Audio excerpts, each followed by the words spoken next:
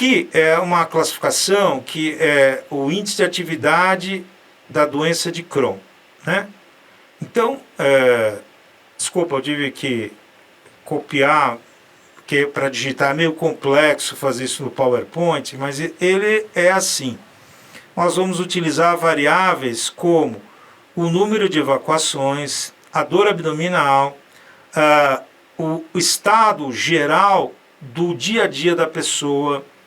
Nós vamos ver as complicações extraintestinais, a presença de necessidade de uso de drogas para inibir o peristaltismo, chamado antidiarreicas, né? Os cosméticos de fezes, massas abdominais, que são os plastrões, né? Tem uma forma bem típica da doença de Crohn, exame de imagem, que é a imagem em trevo. O ilho todinho ele se dobra como uma flor de trevo, né? E quando você palpa o paciente, você sente uma massa, e conforme você começa a tratar, aquilo vai diminuindo a consistência e o tamanho. Mas se já ali ficou fibrosado e aderido, não sai. O hematócrito, a relação da parte líquida, massa de massas, e o peso, né? Então, há um descriptor que será o resultado da soma dos 7 dias desses números obtidos. E aí você vai ter o score para cada um deles, multiplicando por um fator que vai me dar uma nota. Se essa nota for inferior a 150, eu estou frente a um paciente que está em remissão clínica da doença. Se eu estou frente a um paciente com uma nota de 150 a 220, é uma doença de atividade leve a moderada. Se for maior que 450, eu estou frente a um doente gravíssimo. E o IACD, ou CDIA, ele serve para a gente quando nós vamos pedir a medicação de alto custo para infusão desses biológicos, precisa estar com uma nota mostrando a gravidade da doença para liberar o medicamento que é caro, junto com alguns outros exames.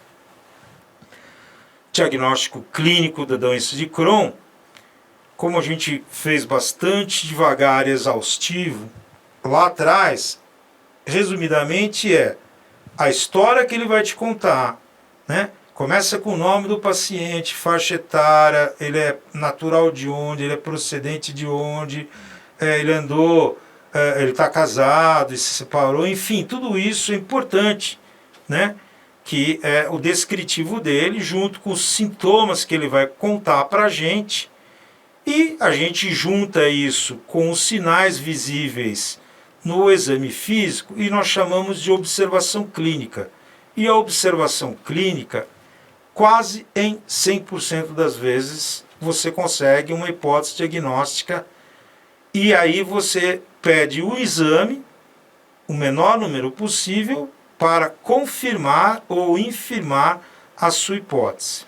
Lembrando que a clínica sempre é soberana. Diagnóstico laboratorial da doença de Crohn. Bom, então é do mesmo jeito que a gente fez bem devagar lá atrás. Peço um hemograma. Por quê? Eu tenho uma patologia que compromete o ilho, que está relacionada à absorção de vitaminas do complexo B, absorção de ferro, e essa patologia ela tem ulcerações profundas, com sangramento, perda de proteína e entrada de bactéria.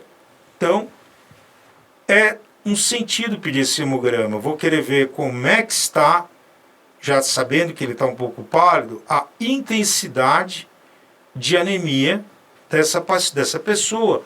Como estão esses glóbulos brancos, se eles estão com uma leucocitose de desvio à esquerda, e se eu tenho uma plaquetopenia, eu estou tendo microcoagulações, eu estou com a cascata ativada e roubando plaqueta da periferia. Os eletrólitos. Por que é importante eu pensar em eletrólitos? Aqui eu até poderia pedir molibdênio, porque é um oligoelemento que, dependendo da intensidade da doença, se eu tenho que utilizar uma nutrição parenteral, eu tenho que dosar. Mas é claro, a gente vai usar a lógica, né? Então, se eu tenho feridas, eu tenho perda de quê? Água, proteína, sódio, potássio, cloro, posso ter perda de magnésio, e cada um deles é extremamente importante. Então eu vou pedir ureia e creatinina. Bem, se eu tenho um volume circulante diminuído, o que acontece? A filtração renal dos excretas proteicos, que vão originar ureia e creatinina, não está acontecendo, e eu posso ter valores que já indiquem até eu realizar um processo de diálise peritoneal, hemodiálise, hemofiltração ou qualquer outro desses processos. Proteínas totais e frações. Então, quando a gente pede esse exame, o que vem? O principal, albumina. Lembra, fígado produz albumina. A albumina, ela, se tiver uma doença hepática, ela cai em 20 dias, que é o tempo de vida média dela. Mas frente a um paciente que tem uma enteropatia perdedora de proteínas, ela está baixa. Se eu tenho uma albumina baixa, gente, o que acontece? A pressão oncótica do intravascular vai estar baixíssima. E eu começo a puxar líquido para o terceiro espaço, diminuindo mais ainda o meu volume circulante. E aqui eu vou avaliar também as globulinas, né? E vou avaliar a relação albumina-globulina, que me indica comprometimento hepático. Não que na doença de Crohn exista, como na outra, um comprometimento de vias biliares, mas você imagina toda essa mudança da bile pode levar a uma agressão do hepatócito e começar um processo de doença do fígado também. Claro, vou pedir TGO, TGP. O que é TGO, TGP? Transaminase glutâmico oxalacética, glutâmico pirúvica. É o ALT e o é o AST e o ALT. Então, se eu tenho tudo isso que está acontecendo, eu posso estar tendo uma hepatite temporária, seria a transatividade da doença. Fosfatase alcalina, gama-GT, né?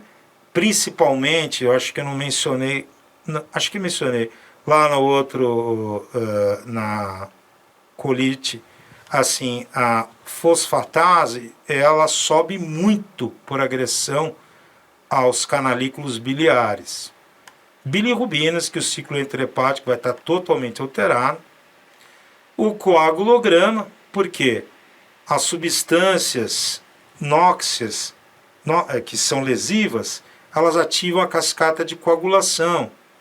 A desnutrição me impede de produzir fatores de coagulação, né? E eu posso sangrar por causa disso. ASCA e ANCA são anticorpos direcionados a Saccharomyces cerevisiae e anticorpo contra o citoplasma do neutrófilo, né? O ASCA é para positividade para Crohn e o ANCA é para positividade para a retocolite. Existem outros anticorpos que estão sendo pesquisados hoje em dia. Vou dosar o ferro, né? Porque assim, se eu tenho uma condição que o ferro não está sendo absorvido, ele vai estar baixo e eu vou ter que dar para interal esse ferro para produzir hemácia. Vitamina B12, ácido fólico, que são os cofatores que vão fazer as coenzimas das enzimas das divisões celulares. A proteína C reativa indicando um processo inflamatório infeccioso ou não infeccioso. Ácido lático, então toda a distribuição hídrica, má perfusão, começa a produzir ácido lático, que por sua vez vai mudar o pH sanguíneo e vai ser a gasometria, ácido lático, a leucocitose, a PCR, os grandes preditores da evolução desse paciente. Urina tipo 1, bem, eu posso ter uma fístula não percebida entre o reto e a bexiga. Então tem Escherichia coli caindo ali direto. Claro que não é percebida, a pessoa vai estar soltando gás pela urina, né? E o cheiro também. E posso pedir uma urocultura. Então, agora nós temos o diagnóstico por imagem da doença de Crohn, né? Endoscopia digestiva alta é importante? Porque a gente falou que é uma doença que pode comprometer da boca ao ânus. E como eu consigo avaliar o revestimento, a mucosa da boca até a segunda porção do duodeno? Com a endoscopia digestiva alta. Por contrapartida, como eu vou avaliar da linha pectínea até a válvula ileocecal? Com a colonoscopia. Isso presumindo que eu não tenha obstruções que impeçam a realização do exame, o que é quase que frequente na colonoscopia. Tá, então eu tenho como ver em cima, tenho como ver embaixo. E no meio, o que eu faço? Bom,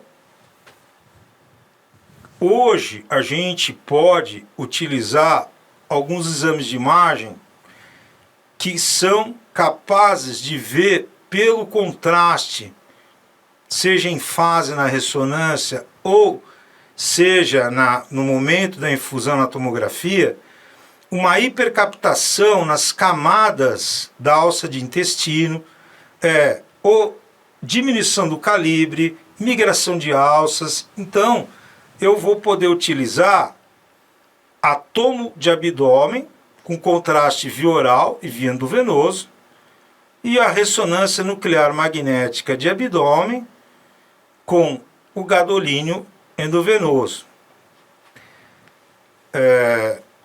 O raio-x de abdômen agudo tem vez ainda? Tem, lógico. Se a pessoa contou que teve uma dor súbita no abdômen e dificuldade de deambular, perfurou algo. Põe a pessoa de pé, o ar vai para o espaço subdiafragmático e eu vou ver o pirão peritônio, que vai haver ar abaixo do diafragma, sem ser a síndrome de Chilaidite, que é quando o cólon sobe, encosta e aparenta ser isso. Então, é um exame muito bom, porque ele consegue, pela dificuldade ou permissividade que ele oferta, que o nosso organismo oferta a passagem da radiação que vai queimar o filme, né? Então, assim, quando o raio passa e queima o filme, aquele que não passou porque bateu no cálcio do osso, vai haver um contraste, porque o filme estará velado num lado e não vai estar velado no outro. Então vai ser branco-preto, né? Que são as cores primárias para o raio-x de abdômen. E dá para ver muita coisa num raio-x de abdômen, gente. Ultrassonografia de abdômen, também dá para ver? Dá, eu posso ver líquido livre, eu posso, se eu estiver utilizando um cursor específico, né? Porque o ultrassom pode ter várias modalidades. Ele pode ser com Doppler colorido, ele pode ser com Doppler espectral, ele pode ser com várias modalidades. E hoje a gente começou a usar muito um padrão de análise de estudo da espessura da alça com ultrassonografia. Até uma colega nossa brasileira que ela fez um atlas só sobre doenças do aparelho digestório, do intestino propriamente dito, e o ultrassom, maravilhoso. E o ultrassom mais barato, né? Mas, claro que se eu estiver num local que eu tenha certos recursos, eu vou estudar o intestino delgado desde a segunda porção do duodeno até o ânus, observando o gradiente, a diferença de captação do contraste, ou na tomografia, como eu uso o campo magnético para girar no spin ou no anti-spin, que é o T1, T2, eu vou ter diferenças visíveis, né? E aí a gente passou a ter um protocolo específico para ver o intestino, que é a enterotomografia e enteroressonância magnética. Então, existe a cápsula endoscópica? Claro que existe. Mas se você mandar um paciente que tem estenose tomar uma cápsula endoscópica, perdeu. Vai obstruir, você perdeu um aparelho caro, não fotografou o que precisava. Vamos tentar fazer uma endoscopia de jejum. Eu não sei assim, se isso é possível, a não ser quando você está intraoperatório, né? Mas eu acho que é mais simples você fazer um método de imagem, né? Tomografia pélvica, por quê? Bem, se todo paciente que chegar para você com um abscesso perianal, seja ele de uma inflamação de um cisto pilonidal, inflamação de um folículo piloso, que pode acontecer, uma hidrosadenite, tudo isso pode gerar um abscesso, a gente chama de anorretal ou perianal, ao redor ali do ânus, né? Na face interna das nádegas, né? Por quê? Você vai examinar um paciente desse, fazer um toque retal num paciente com um abscesso perianal, você não vai conseguir, a não ser quando ele já está sedado ou anestesiado, que aí você vai poder fazer um toque. O que você vai poder fazer é inspeção estática, dinâmica e tocar. Mesmo assim vai ser muito doloroso, né? Mas é importante eu saber até onde esse abscesso pode estar indo. Porque os abscessos perianais ou anorretais, se a gente lembrar que a bacia tem o elevador do ânus, com um espaço supraelevador e um espaço infraelevador, o infraelevador está relacionado à tuberosidade do isquio. Então é o isquio retal. Porque se ele for acima do elevador do ânus, a coisa é complicada. Eu vou ter que locar aonde é que está para poder fazer uma incisão e ir com calma para não furar o reto acima do elevador. Então a tomo de pelvis é muito bom porque te dá uma imagem sagital, coronal e axial, tridimensional. Aqui não dá para fazer ultrassom endoanal de jeito nenhum, que também daria uma imagem dessa, né? E no caso de fístula, as fistulografias que a gente fazia antigamente, cateterizava o orifíciozinho, injetava o contraste para ver onde vai. Agora, com as máquinas multi-slice, multi-detector, 128 colimadores e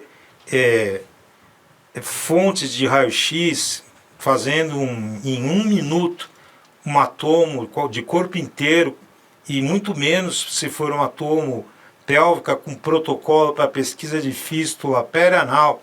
Mas para pesquisa de fístula perianal, o melhor exame que tem é a ressonância nuclear magnética de pelvis com protocolo de fístula perianal. É como se você tivesse a pelvis aberta na sua frente. Você vai ver o trajeto dessa fístula, que pode ser de várias modalidades, de acordo com a classificação das fístulas anorretais, que nós vamos falar em outra aula, e aí poder tomar uma conduta com relação a isso. Agora, se eu não estou frente a um processo agudo perianal, mas no toque retal eu sinto que há uma dificuldade, uma estenose, porque a doença começou ali, eu posso pedir uma ultrassonografia endorretal, que vê tão bem quanto a tomografia, porém inferior à ressonância padrão doença perianal. Posso realizar a manometria no retal se o paciente estiver apresentando um quadro sugestivo de incontinência fecal pelos reiterados processos fibróticos de cicatrização que aconteceram, perdendo a continência. Como falado também na outra, é um processo inflamatório de tubo digestório, só que diferente porque pode ter comprometimento de esôfago, e lembrar doenças de esôfago, do duodeno, do jejum, do ilho, do cólon, do reto, do ânus. Então aí a gente tem que lembrar de algumas doenças, outras que podem lembrar um quadro clínico de Crohn. Bacterianas, por exemplo, Escherichia coli enterohemorrágica, Campylobacter jejuni, dando uma colite, Yersinia, Clostridium difficile, Mycobacterium tuberculosis. Também entrei uma vez num paciente, há muito tempo atrás, era uma tuberculose peritoneal, e os gânglios drenadores da linfa, os que ficam em cima da alça, os para-alça, os para-órticos. É interessante, na tuberculose eles desmancham que nem um queijo podre, né? Essa imagem ficou guardada comigo. Salmonella, Shigella, causas virais como citomegalovírus, herpes simplex, né? O herpes simplex vírus, né? Fungos como Histoplasma capsulatum e parasitas unicelulares como Entamoeba histolítica. E as doenças não infecciosas que podem mimetizar o Crohn. Doenças vasculares. Gente, lembrar que a circulação do tubo digestório ela é abundante, mas ela é em watershed. Quer dizer assim, quem vai promover a circulação da minha boca e faringe serão ramos da carótida externa. Quem vai fazer a circulação do meu esôfago serão ramos da aorta, serão ramos das artérias intercostais e artérias brônquicas, e também ramos da diafragmática. Quem vai irrigar o estômago até o jejum é o tronco celíaco. Quem vai irrigar do ângulo de trás até a metade do colo transverso é a mesentérica superior, e da metade do colo transverso até o reto médio para inferior, mesentérica inferior, e o reto inferior e canal anal vai ser a hemoidade inferior, ramo da hipogástrica, né, que é a ilíaca interna. Então, nós temos pontos de watershed, onde eu toco uma circulação sistêmica, como o caso da hipogástrica, né, a ilíaca interna, com um território visceral da mesentérica inferior, né? Então esses pontos, eles são pontos onde a circulação tem uma divisão, são pontos de vulnerabilidade. Então, se eu tenho um paciente com problemas vasculares, como uma ateromatose severa de aorta, a ateromatose sempre vai fazer placa onde emerge um ramo arterial em ângulo ou bifurca. Então, se eu tiver um comprometimento aterosclerótico da mesentérica superior e da mesentérica inferior, apesar da arcada de Riolan e de Drummond, eu vou fazer uma lesão isquêmica de uma alça de intestino. Então, aí tem granulomatose de Wegener, que é uma doença das artérias pequenas, doença de BC, doença de Churg-Strauss, púrpura de Renox-Schönlein, lúpus eritematoso sistêmico, poliarterite nodosa. E a isquemia, por exemplo, a pessoa tomou um tiro, né, mas aí tem um quadro clínico completamente diferente, né? E ela pode começar a não circular sangue, ou ela tem uma hérnia que encarcerou e estrangulou, né? Ou ela tem uma doença da mesentérica superior e inferior também, e começou a ter uma colite isquêmica, que é uma angina abdominal, né? E vai levar a um microcólon, ele atrofia, endurece.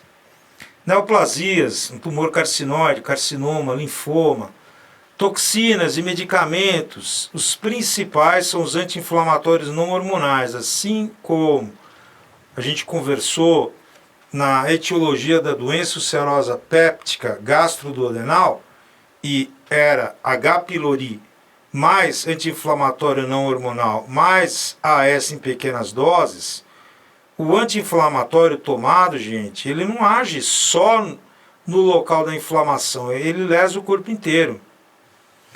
Radiação, então o paciente tem uma doença tumoral, eu não faço a malha de colimação adequadamente e deixo exposto uma alça de intestino, então eu vou ter uma enterite actínica estenosante, que vai ter um quadro clínico muito semelhante. A apendicite aguda, aí no caso da dor aguda na fossa ilíaca direita, o quadrante inferior direito do abdômen. A doença diverticular na sua forma de diverticulite, doença celíaca, colite microscópica e o que eles chamam de mistura, né? Que seria a síndrome da úlcera retal solitária. Tratamento clínico da doença de Crohn, então vai ter um tratamento cirúrgico também. E aqui, dependendo de como foi que começou a doença, você pode optar pelo básico para ir para o topo ou já começar logo no topo. Então, usamos aminosalicilatos, sulfasalazina, messalazina oral, né? Se o problema é um problema que não é no reto ou perianal, senão será messalazina retal na forma de enema, ou na forma de supositório, ou salazina, valsalazina. Uso de antibióticos, eu tenho que botar essa flora no ritmo para ela modular a minha resposta imunológica. Quinolona, ciprofloxacino, e imidazole com metronidazol. A gente, com relação ao corticoide e a doença de Crohn, a gente tem aqui uma predição de que tipo de paciente é esse. Eu uso corticoide para quê? Bom, se eu estou com um edema na mucosa estenosando a alça e eu uso um corticoide endovenoso, rapidamente eu regrido e ele pode começar a se alimentar e melhorar com isso, porque ingere por boca, tem glutamina, começa a alimentar os enterócitos, melhora da doença, tira ele do aumento de permeabilidade bacteriana, tudo melhora. Mas eu não posso manter corticoide a longo tempo, gente, porque o corticoide é uma droga altamente lesiva para todo o sistema orgânico. Então ela é necessária por um tempo. Mas há pacientes que não conseguem se dependenciar do corticoide, como a gente comentou no caso da retocolite ou da colite ulcerativa, enfim, mesma coisa. Eu tenho imunomoduladores, 6-mercaptopurina, azatioprina, metotrexate, né? Claro que, assim como os corticoides também, os imunomoduladores, eles têm um monte de efeito colateral. Então é assim, você tem que procurar fazer um esquema para induzir a remissão e tirar, quando possível, esse tipo de droga, porque leva à alteração do nosso organismo em vários sistemas. E, finalmente, tratamento biológico, que é o infliximab, adalimumab, cetulizumab, pegol, o natalizumab, vedolizumab, né? O que está sendo liberado para medicação de alto custo é o infliximab e o adalimumab. A vantagem do adalimumab é que a pessoa se automedica, né? Mas tem alguns problemas também.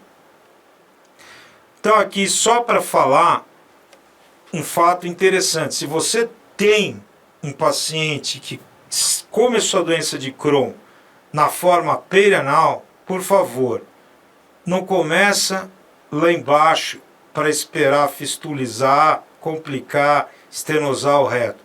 Já começa fazendo o biológico no paciente.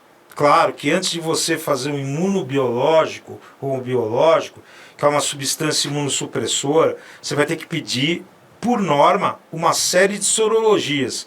hepatite, sífilis, AIDS, citomegalovírus, tuberculose, porque senão você pode botar em atividade um foco de tuberculose quiescente, que pode entrar em fase de ativação, tá?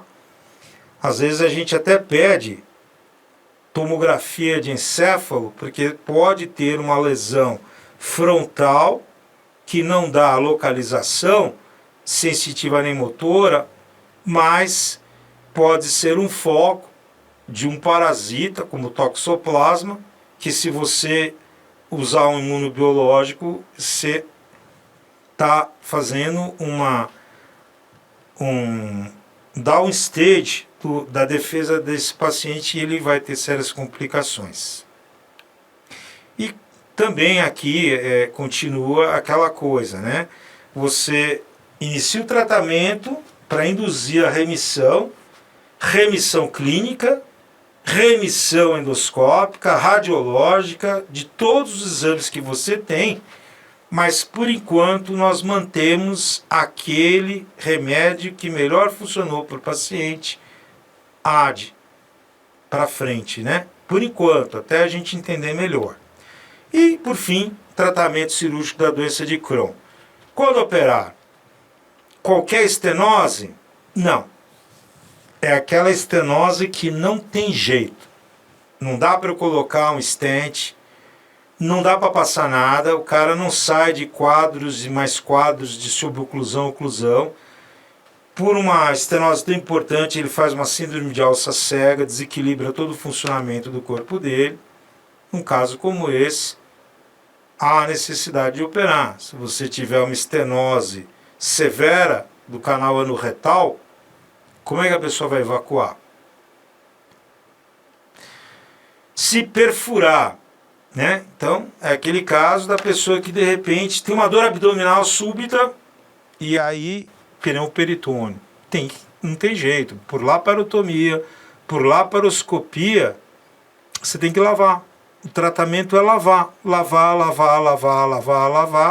e ressecar aquele segmento, né? E quando você tem indícios pelos exames que aquele processo inflamatório que sofreu reparação ad íntegro, depois uma fibrose, depois evoluiu por uma displasia, por uma metaplasia, câncer. Tem que operar, não tem jeito. Então, muita coisa mudou, muita coisa está mudando, muita coisa vai mudar, mas do que via há um tempo atrás, que era considerada a doença da cirurgia do picadinho, para hoje, que você controla com um biológico, olha, isso é a prova de que a medicina é a ciência das verdades efêmeras que resolve os problemas momentâneos. Então, nenhum remédio vai ser para sempre. Ninguém tem uma doença. A pessoa está com ela, né? E como minha avó dizia, não há mal que seja eterno, nem bem que nunca acabe. Tudo muda. Então, isso é a graça da nossa profissão, né? É observar como as coisas mudam e as pessoas são muito menos lesadas do que antigamente. Pessoal, foi um prazer estar com vocês e até o próximo encontro. Um abraço.